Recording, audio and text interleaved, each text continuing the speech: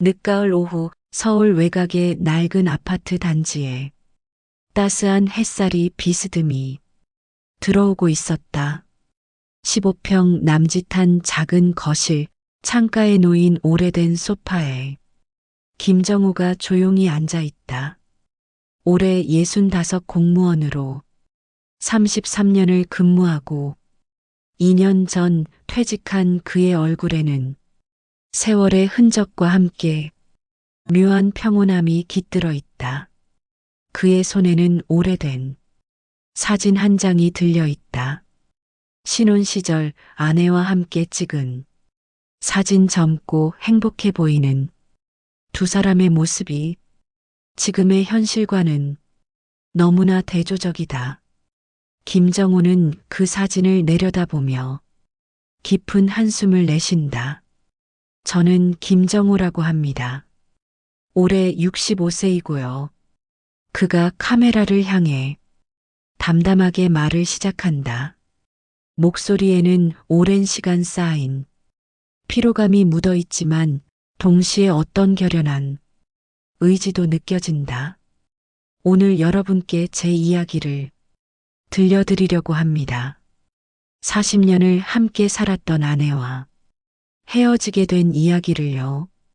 많은 분들이 65세에 무슨 이혼이냐, 이 나이에 혼자 어떻게 사냐고 하실지도 모르겠습니다. 저도 처음에는 그렇게 생각했거든요. 창밖으로 아파트, 단지의 일상이 보인다. 장을 보러 가는 아주머니들, 학교에서 돌아오는 아이들, 저녁 준비를 위해 분주한 가족들, 평범한 일상 속에서 김정우만이 혼자 떨어져 있는 것 같다. 하지만 때로는 혼자가 되는 것이 더 나은 선택일 수 있다는 걸 깨달았습니다. 존중받지 못하는 관계에서 버티는 것이 과연 사랑일까요? 아니면 그저 습관일까요? 그의 눈빛이 잠시 흔들린다. 40년이라는 세월이 결코 가벼운 무게가 아니라는 것을, 그 시간을 정리한다는 것이 얼마나 큰 용기를 필요로 하는지를 보여주는 순간이다.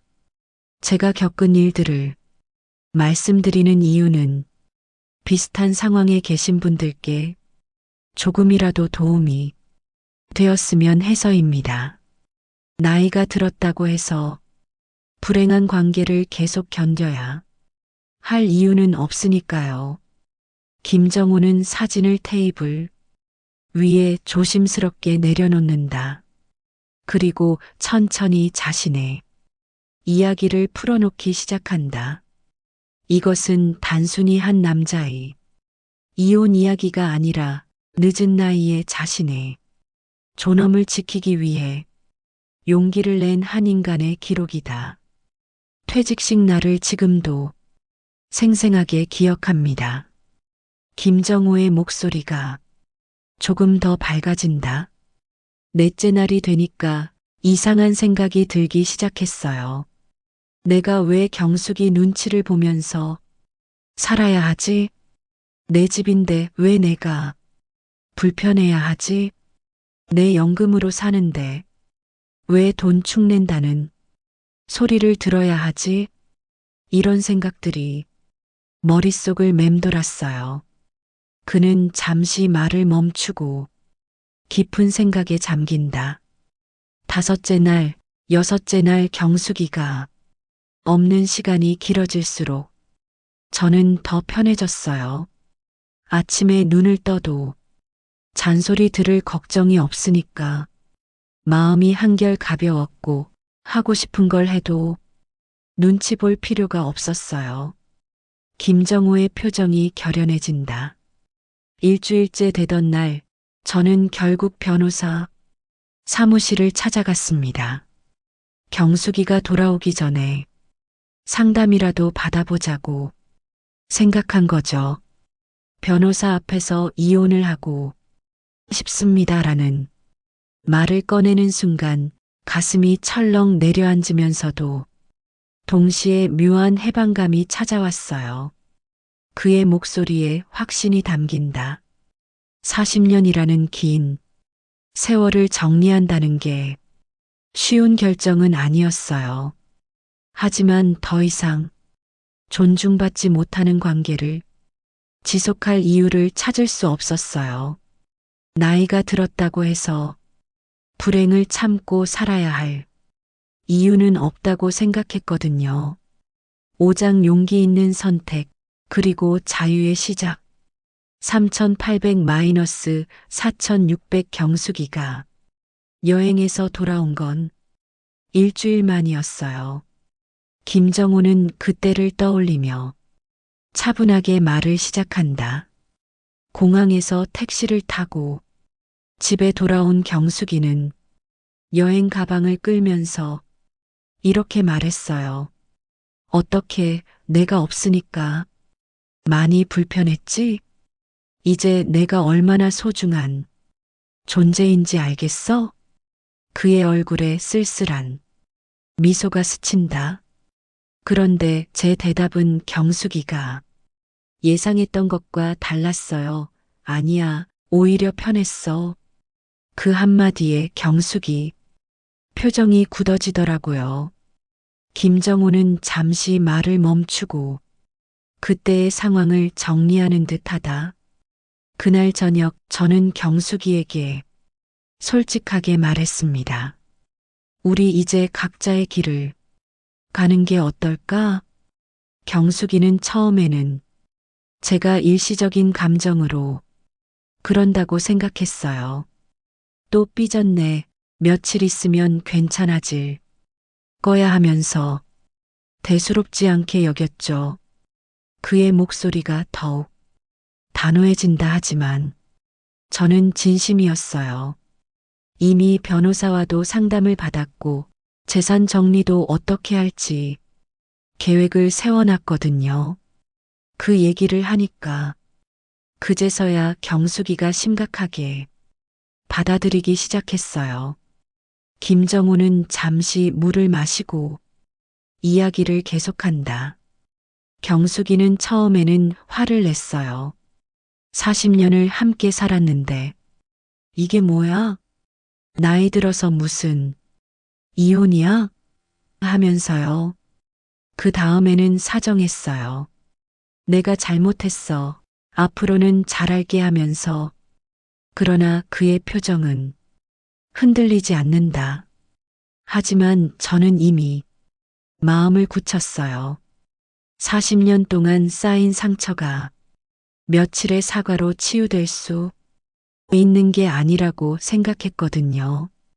더 중요한 건 경수기도 진심으로 잘못했다고 생각하는 게 아니라 그냥 이혼하기 싫어서 하는 말이라는 걸 알 수 있었어요. 김정우의 목소리에 깊은 확신이 담겨 있다.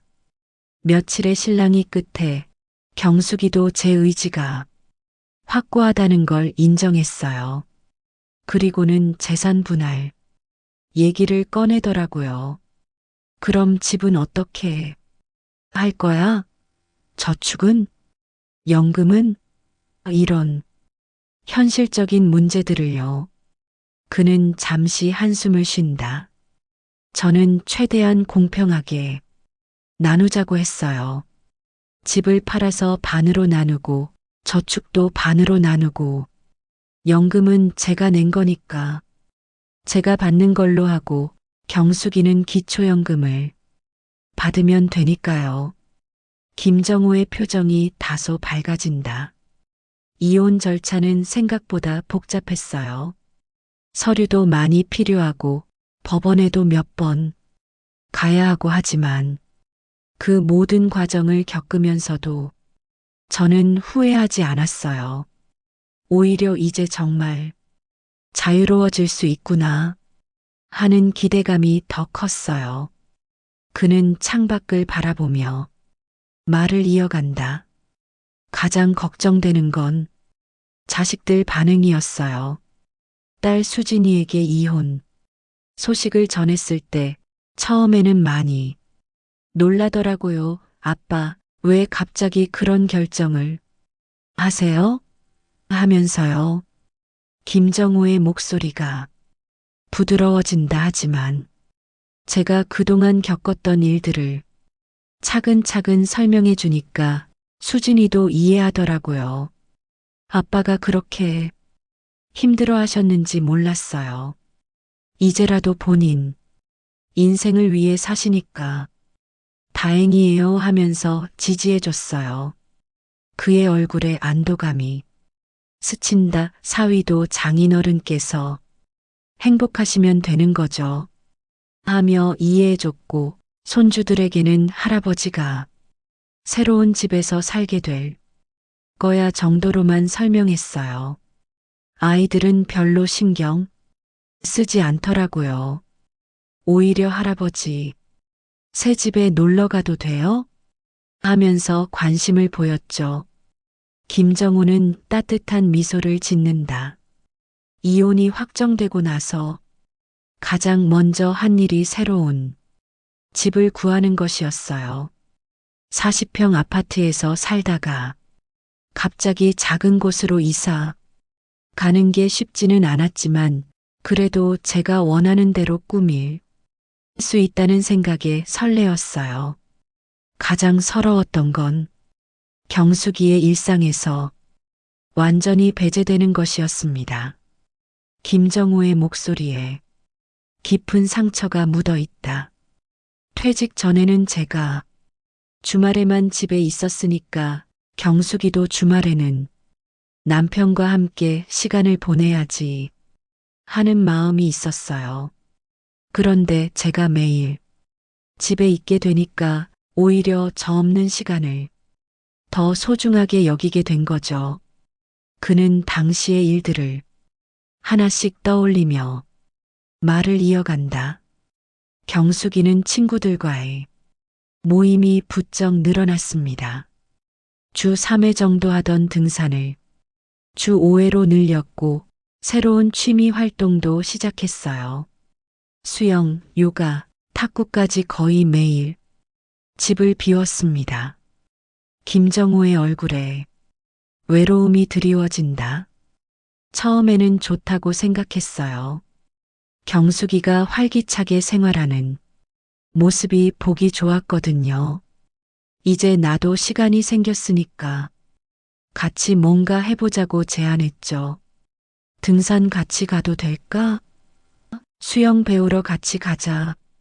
이런 식으로요 하지만 그의 표정이 어두워진다. 돌아오는 대답은 항상 똑같았어요. 당신은 따로 취미 찾아 여자들끼리 하는 모임이라 남자는 안 돼. 당신이 오면 친구들이 불편해해. 결국 제가 끼어들 자리는 어디에도 없었습니다. 김정우는 잠시 말을 멈추고 깊은 생각에 잠긴다. 가장 기억에 남는 일이 있어요. 경숙이 친구들과 제주도 2박 3일 여행을 간다고 했을 때입니다. 저는 자연스럽게 우리도 오랜만에 여행 가자. 같이 가면 안 될까? 하고 물어봤어요. 그의 목소리에 당시 기대감이 스며 있다 하지만 경숙이의 대답은 차가웠습니다. 당신은 왜 맨날 끼어들려고 해? 친구들과 가는 건데 남편까지 데리고 가면 어떡해? 그러면서 덧붙이더군요. 당신도 친구 있잖아. 왜 혼자 못 놀아? 김정호의 눈에 슬픔이 어린다. 그 말을 듣는 순간 가슴이 무너져 내렸어요. 40년을 함께 살았는데 저는 이제 더 이상 경숙이의 동반자가 아니라 그저 방해가 되는 존재가 되어버린 거구나 하는 생각이 들었습니다. 그는 손으로 얼굴을 가리며 잠시 감정을 추스른다. 친구 얘기가 나왔으니 말인데 저에게는 정말 친구가 없었어요. 33년 공직 생활을 하면서 동료들과는 업무적인 관계만 유지했거든요. 퇴직 후에 가끔 연락하는 사람들도 있었지만 다들 각자의 생활이 있고 저처럼 집에서 무료하게 지내는 사람은 별로 없었어요. 김정호의 목소리가 점점 작아진다. 경숙이가 여행을 떠난 그 3일 동안 저는 혼자 집에 있으면서 정말 많은 생각을 했습니다. 내가 40년 동안 뭘 한 걸까? 이제 나는 정말 필요 없는 존재가 된 건가? 라는 생각들이 머릿속을 맴돌았어요. 그는 창밖을 바라보며 이야기를 계속한다. 경숙이가 여행에서 돌아와서는 친구들과 찍은 사진을 보여주면서 신나게 얘기했어요.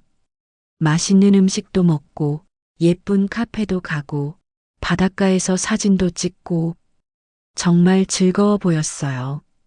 그런데 그 즐거움 속에 저는 전혀 없었죠. 김정호의 표정이 더욱 쓸쓸해진다. 그때 확실히 느꼈어요. 이제 경숙이에게 저는 함께 즐거움을 나누는 동반자가 아니라 그저 집을 지키는 존재일 뿐이구나. 40년을 함께 살았지만 정작 나이가 들어서 함께 할 시간이 생겼을 때는 더 이상 함께 하고 싶어 하지 않는 사이가 되어버린 거죠. 퇴직 후 6개월이 지나면서 경숙이의 시선이 완전히 바뀌었다는 걸 느꼈습니다. 김정호는 당시를 떠올리며 쓴웃음을 짓는다. 33년 동안 저는 가정의 경제적 기둥이었어요. 매달 꼬박꼬박 월급을 가져다 주었고 보너스가 나오면 가족여행도 가고 경숙이가 갖고 싶어 하는 것들도 사주었죠. 그때는 우리 남편 참 성실하다 덕분에 우리가 이렇게 편하게 살 수 있다고 했어요. 하지만 그의 표정이 어두워진다. 그런데 퇴직 후에는 연금을 받게 되잖아요. 월 230만 원 정도였는데 현직 시절 급여의 절반 정도밖에 안 됐어요. 그러니까 경숙이 입장에서는 수입이 반으로 준 거죠. 김정호는 잠시 말을 멈추고 물을 마신다.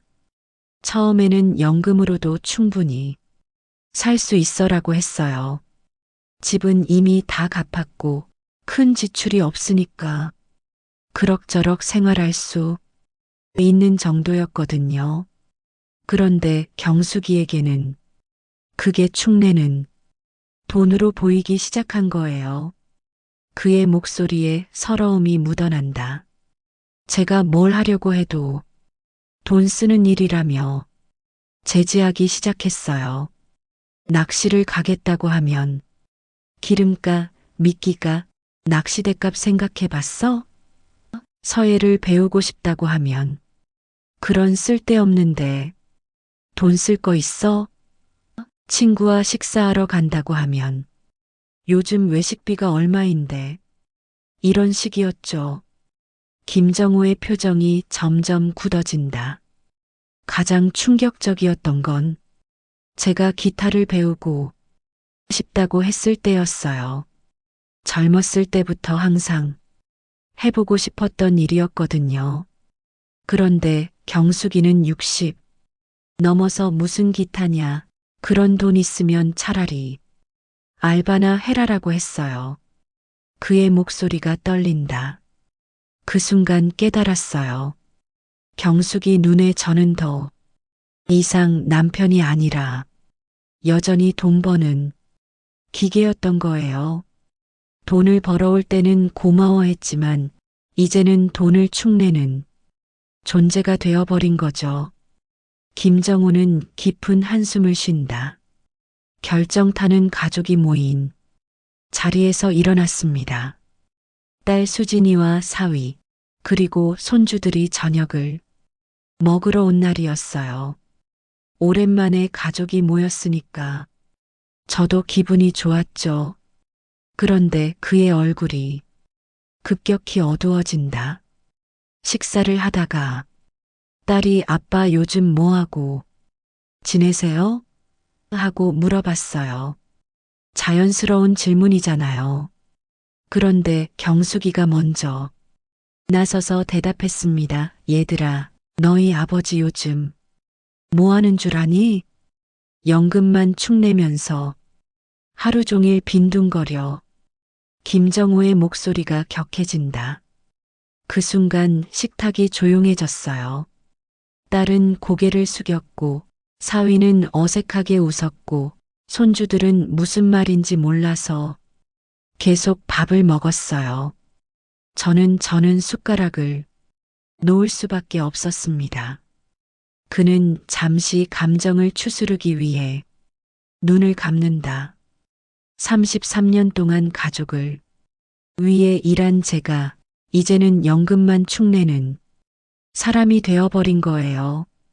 경숙이는 아무렇지 않게 그 말을 했지만 저에게는 정말 큰 충격이었어요. 평생 일해서 받는 연금조차도 축내는 돈으로 여겨지다니. 김정호의 목소리가 가라앉는다. 그날 밤 손주가 천진난만하게 물어봤어요. 할아버지, 이제 일 안 해요? 그 말에 또 한 번 가슴이 무너졌어요. 아이 눈에도 할아버지가 일 안 하는 사람으로 보이는 거구나 싶어서요. 그는 고개를 젓는다. 그날부터 저는 정말 심각하게 생각했어요. 내가 이 집에서 무엇인가? 왜 내 연금으로 생활하는 게 축내는 일이 되는 거지? 33년 일한 대가도 인정받지 못하면서 어떻게 살아야 할까? 이런 생각들이 계속 맴돌았습니다. 김정호는 창밖을 바라보며 말을 이어간다. 경숙이에게 저는 더 이상 존경받는 가장도 사랑받는 남편도 아니었어요.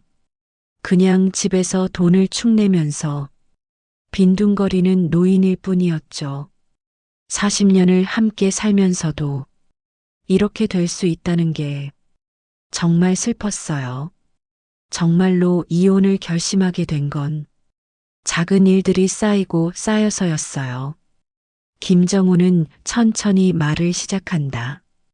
그의 목소리에는 오랜 시간 참았던 분노와 슬픔이 섞여 있다. 경숙이는 점점 저를 대하는 태도가 달라졌어요. 예를 들어 제가 TV 채널을 돌리고 있으면 리모컨을 빼앗아가며 당신은 맨날 시시한 것만 바라고 했어요. 아침에 제가 화장실을 좀 오래 쓰고 있으면 문을 두드리며 빨리 나와 나도 써야 해라고 재촉했죠. 그의 표정이 점점 어두워진다. 집안일을 도우려고 해도 문제였어요. 설거지를 하면 그게 뭐냐 다시 해라고 했고 빨래를 개면 엉망이야 나중에 다시 해야겠네라고 했어요.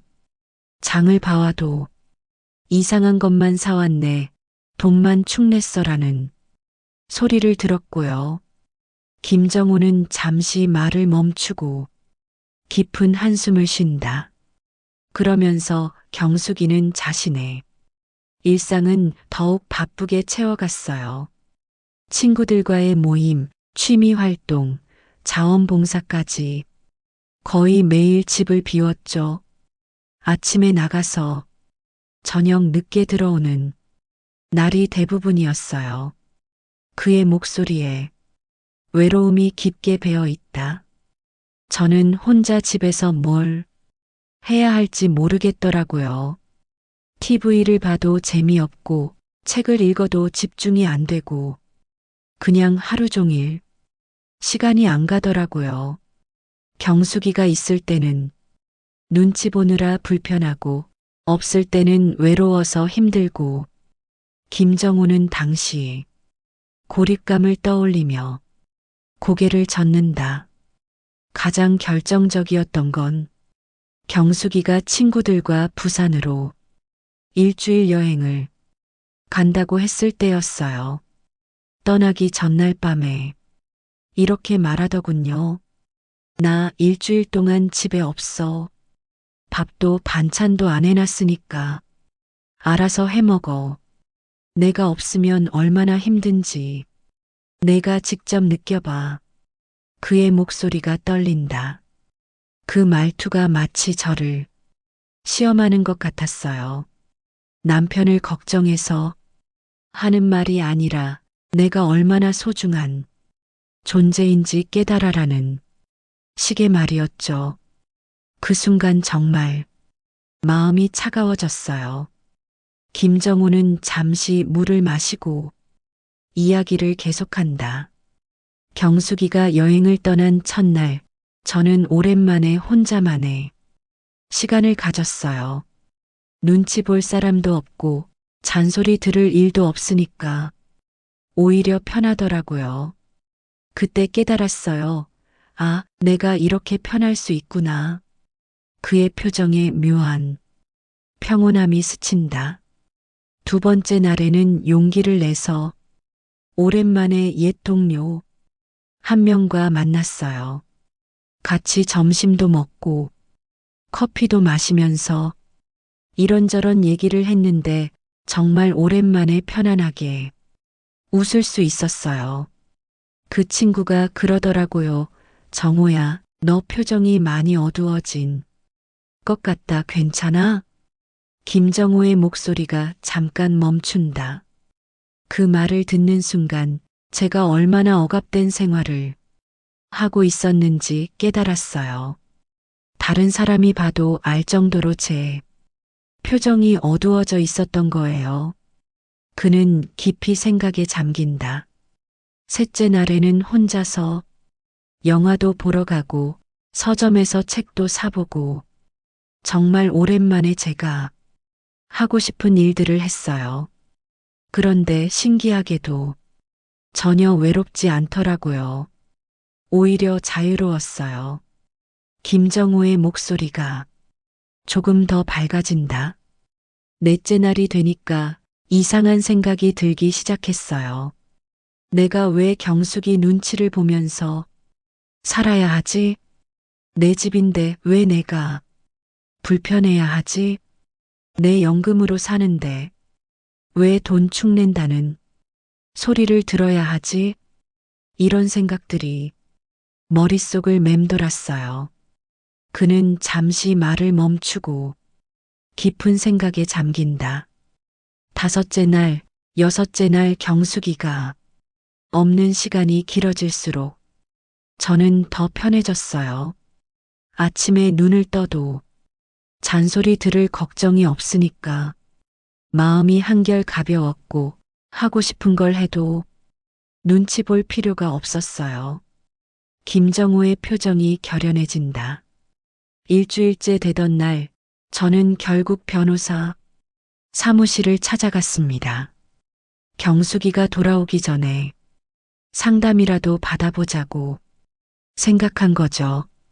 변호사 앞에서 이혼을 하고 싶습니다라는 말을 꺼내는 순간 가슴이 철렁 내려앉으면서도 동시에 묘한 해방감이 찾아왔어요.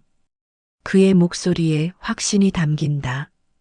40년이라는 긴 세월을 정리한다는 게 쉬운 결정은 아니었어요. 하지만 더 이상 존중받지 못하는 관계를 지속할 이유를 찾을 수 없었어요. 나이가 들었다고 해서 불행을 참고 살아야 할 이유는 없다고 생각했거든요.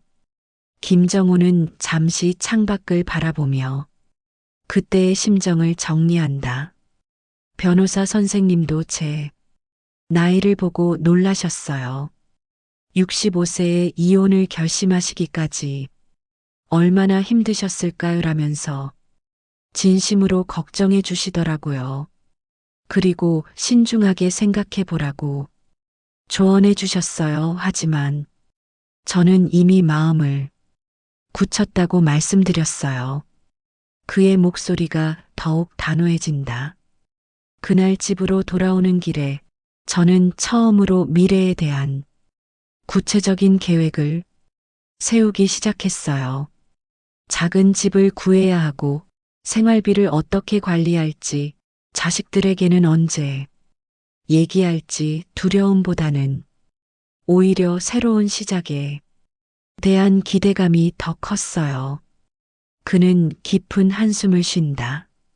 그 일주일이 제 인생의 전환점이었어요. 40년 동안 쌓인 불만과 상처가 일주일의 자유로움 앞에서 선명하게 드러났거든요. 그리고 깨달았어요. 혼자서도 충분히 행복할 수 있다는 걸. 아니, 어쩌면 혼자일 때가 더 평화롭다는 걸요. 경숙이가 여행에서 돌아온 건 일주일 만이었어요. 김정호는 그때를 떠올리며 차분하게 말을 시작한다. 공항에서 택시를 타고 집에 돌아온 경숙이는 여행 가방을 끌면서 이렇게 말했어요. 어떻게 내가 없으니까 많이 불편했지? 이제 내가 얼마나 소중한 존재인지 알겠어? 그의 얼굴에 쓸쓸한 미소가 스친다. 그런데 제 대답은 경숙이가 예상했던 것과 달랐어요. 아니야, 오히려 편했어. 그 한마디에 경숙이 표정이 굳어지더라고요. 김정호는 잠시 말을 멈추고 그때의 상황을 정리하는 듯하다. 그날 저녁 저는 경숙이에게 솔직하게 말했습니다. 우리 이제 각자의 길을 가는 게 어떨까? 경숙이는 처음에는 제가 일시적인 감정으로 그런다고 생각했어요. 또 삐졌네. 며칠 있으면 괜찮아질 거야 하면서 대수롭지 않게 여겼죠. 그의 목소리가 더욱 단호해진다 하지만 저는 진심이었어요. 이미 변호사와도 상담을 받았고 재산 정리도 어떻게 할지 계획을 세워놨거든요. 그 얘기를 하니까 그제서야 경숙이가 심각하게 받아들이기 시작했어요. 김정호는 잠시 물을 마시고 이야기를 계속한다. 경숙이는 처음에는 화를 냈어요. 40년을 함께 살았는데 이게 뭐야? 나이 들어서 무슨 이혼이야? 하면서요. 그 다음에는 사정했어요. 내가 잘못했어. 앞으로는 잘할게 하면서. 그러나 그의 표정은 흔들리지 않는다. 하지만 저는 이미 마음을 굳혔어요. 40년 동안 쌓인 상처가 며칠의 사과로 치유될 수 있는 게 아니라고 생각했거든요. 더 중요한 건 경숙이도 진심으로 잘못했다고 생각하는 게 아니라 그냥 이혼하기 싫어서 하는 말이라는 걸 알 수 있었어요. 김정호의 목소리에 깊은 확신이 담겨 있다. 며칠의 실랑이 끝에 경숙이도 제 의지가 확고하다는 걸 인정했어요. 그리고는 재산 분할 얘기를 꺼내더라고요.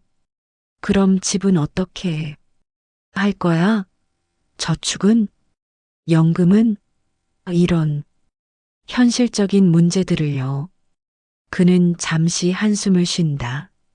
저는 최대한 공평하게 나누자고 했어요. 집을 팔아서 반으로 나누고 저축도 반으로 나누고 연금은 제가 낸 거니까 제가 받는 걸로 하고 경숙이는 기초연금을 받으면 되니까요. 김정호의 표정이 다소 밝아진다. 이혼 절차는 생각보다 복잡했어요. 서류도 많이 필요하고 법원에도 몇 번 가야 하고 하지만 그 모든 과정을 겪으면서도 저는 후회하지 않았어요. 오히려 이제 정말 자유로워질 수 있구나 하는 기대감이 더 컸어요. 그는 창밖을 바라보며 말을 이어간다. 가장 걱정되는 건 자식들 반응이었어요. 딸 수진이에게 이혼 소식을 전했을 때 처음에는 많이 놀라더라고요. 아빠, 왜 갑자기 그런 결정을 하세요? 하면서요.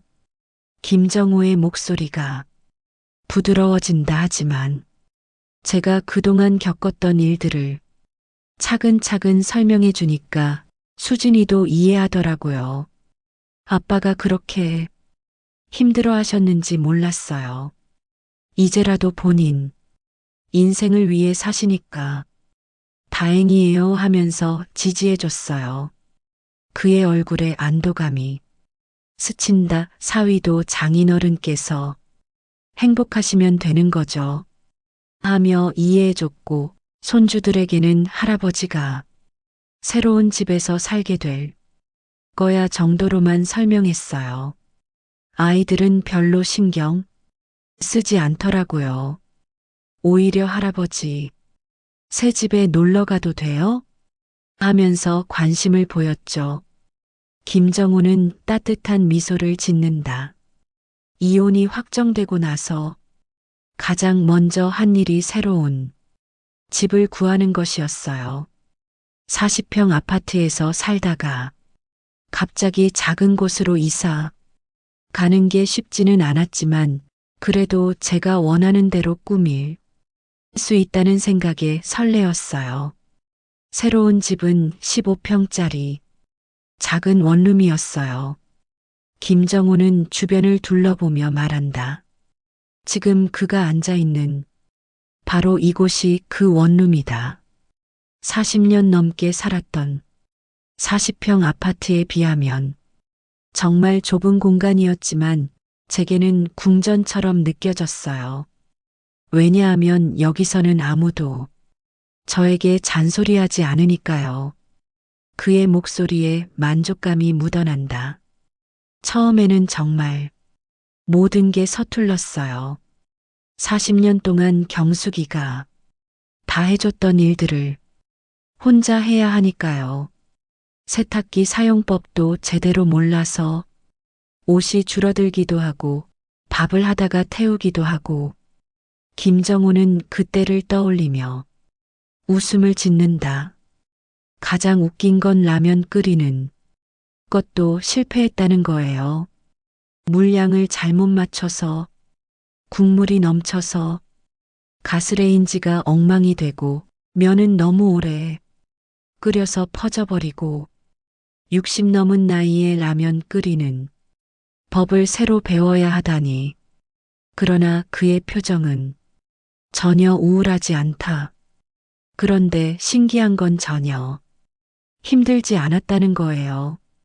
실수를 해도 누가 뭐라 하지 않으니까 오히려 재미있었어요. 흰 셔츠가 분홍색으로 물들어도 혼자서 이것도 나름 예쁘네 하면서 웃을 수 있었거든요. 김정우는 작은 주방을 바라보며 말을 이어간다.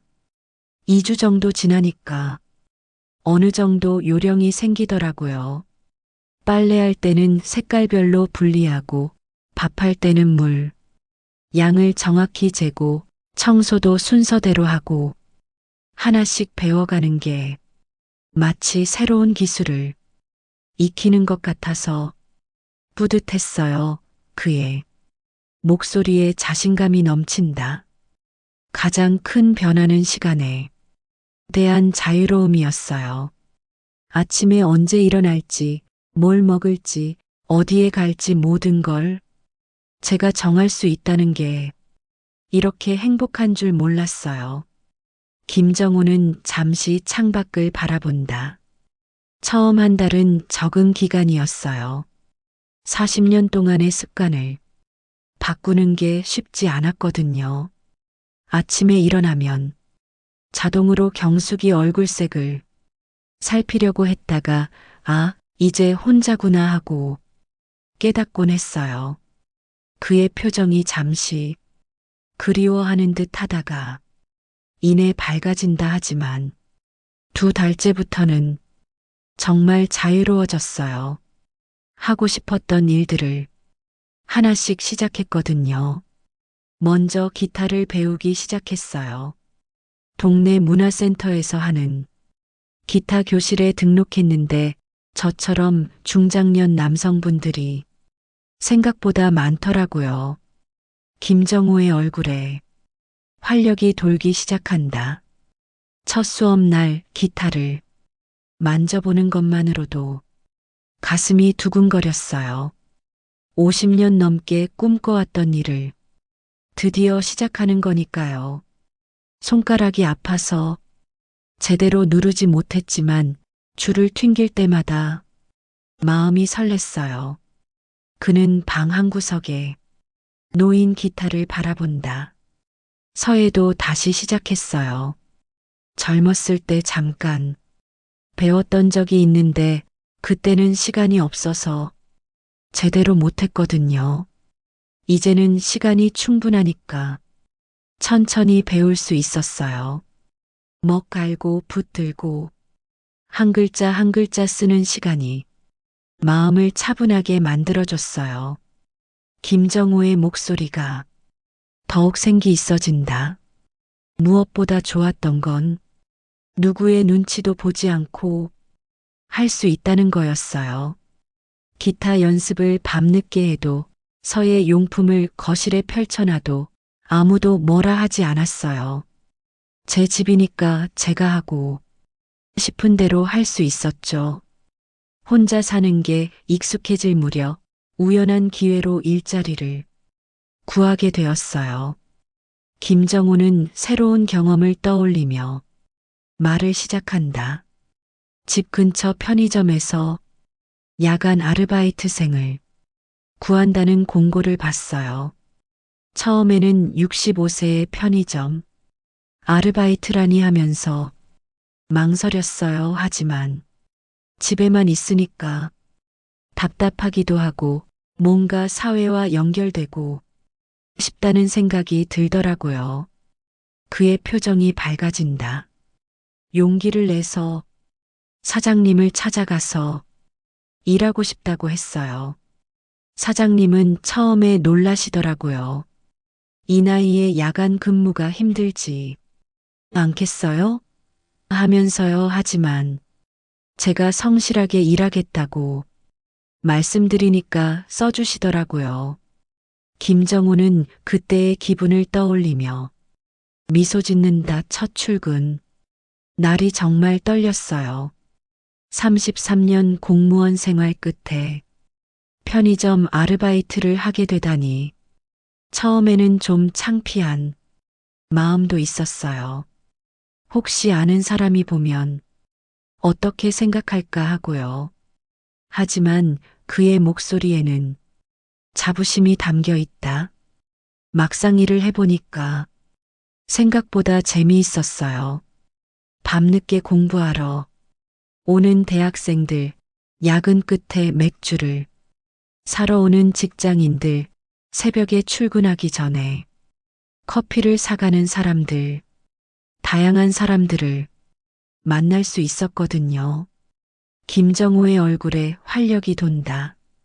특히 단골 대학생 한 명이 있었는데 처음에는 저를 아저씨라고 부르다가 나중에는 사장님이라고 부르더라고요. 사장님, 오늘도 고생 많으세요. 사장님, 새로 들어온 라면 맛있어요.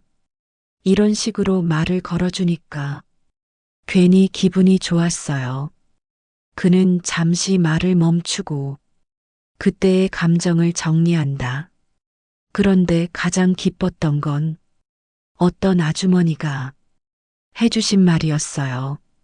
단골 아주머니인데 어느 날 이렇게 말씀하시더라고요. 아저씨, 이 나이에도 열심히 일하시는 모습이 정말 대단해 보여요. 요즘 젊은 애들은 이런 일하기 싫어하는데 김정호의 목소리가 떨린다. 그 말을 듣는 순간 가슴이 벅차올랐어요. 40년 동안 경숙이에게는 연금만 축내는 사람이었는데 이 아주머니는 저를 대단한 사람이라고 봐주시는 거예요. 그 한마디가 제 자존심을 되찾아줬어요. 그는 깊은 감동을 표현한다. 편의점에서 일하면서 여러 사람들을 만났는데 모두들 저를 존중해줬어요. 나이 때문에 무시하거나 함부로 대하는 사람은 없었어요. 오히려 연세가 있으신데도 성실하게 일하신다며 칭찬해주는 분들이 많았어요. 김정호의 표정이 더욱 밝아진다. 그때 깨달았어요. 제가 쓸모없는 존재가 아니라는 걸, 아직도 누군가에게 필요한 사람이라는 걸. 65세라고 해서 끝이 아니라 새로운 시작일 수도 있다는 걸요. 그는 잠시 멈춘 후 이어간다. 기타와 서예도 계속 배웠어요. 기타는 3개월 만에 간단한 곡 몇 개는 칠 수 있게 되었고, 서예는 동네 전시회에 작품을 출품하기도 했어요. 작은 성과들이지만 제게는 큰 의미였어요. 김정호의 목소리에 자신감이 넘친다. 가장 큰 변화는 사람들과의 관계였어요. 편의점에서 만난 단골들, 기타 교실 동료들, 서예 모임 회원들, 새로운 인간관계가 하나둘씩 생겨났어요. 40년 동안 경숙이 외에는 별다른 인간관계가 없었는데 이제는 저를 필요로 하고 반겨주는 사람들이 생긴 거예요. 그는 만족스러운 표정을 짓는다. 무엇보다 좋았던 건 모든 관계가 저를 있는 그대로 받아들여준다는 거였어요. 돈을 벌어다 주는 기계로 보지도 않고 돈 축내는 짐짝으로 보지도 않았어요. 그냥 김정호라는 한 사람으로 대해줬죠. 지금 이혼한 지 2년이 되었어요. 김정호는 창밖을 바라보며 조용히 말을 시작한다. 그의 얼굴에는 평온함과 만족감이 깃들어 있다. 가끔 사람들이 물어봐요. 후회 안 하세요? 외롭지 않으세요? 경제적으로 힘들지 않으세요? 하고요. 솔직히 말씀드리면 전혀 후회하지 않아요.